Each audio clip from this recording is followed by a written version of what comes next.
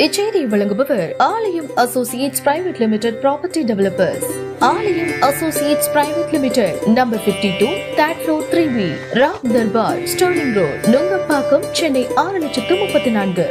தமிழ் சினிமாவில் பிரபல இசையமைப்பாளராக திகழ்ந்து வருபவர்தான் ஏ.ஆர். ரகுமான். இவரது இசைக்கு மயங்காத ரசிகர்களே இருக்க முடியாது. மெலடி பாடல் முதல் குத்தாட்ட பாடல் வரை ரசிகர்களுக்கு ஏற்ற வகையில் கொடுத்து வருகின்றார். ஆஸ்கர் விருது உட்பட பல விருதிற்கு சொந்தக்காரராக காணப்படும் ஏ.ஆர். ரகுமான் தமிழை மட்டும் இல்லாமல் மலையாளம், ஹிந்தி, தெலுங்கு, கன்னடம் என பல மொழிகளிலும் தனது இசையை விரிவாக்கி வருகின்றார். இவ்வாறு புகழின் உச்சியில் காணப்படும் ஏ.ஆர். ரகுமான் வாழ்க்கையில் திடீரென புயல் வீச ஆரம்பித்தது. கடந்த சில நாட்களுக்கு முன்புதான் ஏ.ஆர். ரகுமான் மனைவி சாய்ரா தான் கணவரை விவாகரத்து செய்வதாக அதிகாரப்பூர்வமாக அறிவித்தார். இதனை ஏ.ஆர். ரகுமானும் உறுதி செய்திருந்தார். இவர்களுடைய விவாகரத்து யாரும் எதிர்பார்க்காத ஒன்றாக அமைந்ததோடு ஏ.ஆர். ரகுமான் தனது விவாகரத்தை அறிவித்த ஒரு சில நேரங்களில் அவரிடம் கிட்டாரிஸ்டாக இருந்த மோகினி டேயும் தனது கணவரை விவாகரத்து பண்ணுவதாக அறிவித்தார். இது மிகப்பெரிய சர்ச்சைக்கு வழிவகுத்தது. அதன் பின்பு ஏ.ஆர். ரகுமானையும் மோகினியையும் இணைத்து பலவாறு பேசினார்கள். இந்த நிலையில இதுவரை அமைதியாக இருந்த மோகினி டே வீடியோ ஒன்று வெளியிட்டுள்ளார். அதில் ஏ.ஆர். ரகுமான் தனக்கு ஒரு ரோல் மாடல், தனக்கு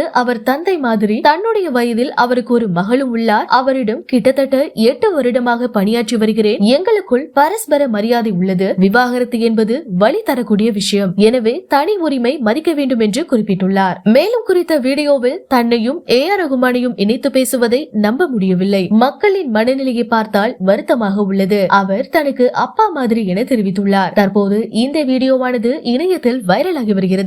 Hey guys, now that I've finally finished my tour and I have a moment to breathe, I just wanted to come here and tell you guys that I have a lot of father figures, role models in my life, and I've been really fortunate and grateful to have had them play vital roles in my upbringing, and A.R. happens to be one of them. By A.R. I mean A.R. Rahman.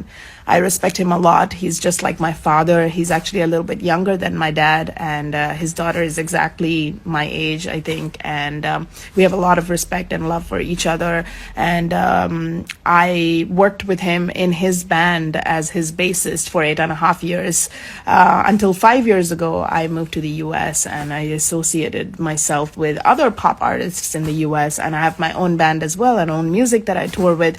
Anyway, long story short, please be kind and respect our privacy. It's a personal matter and it's painful. It's a painful process, so please be kind.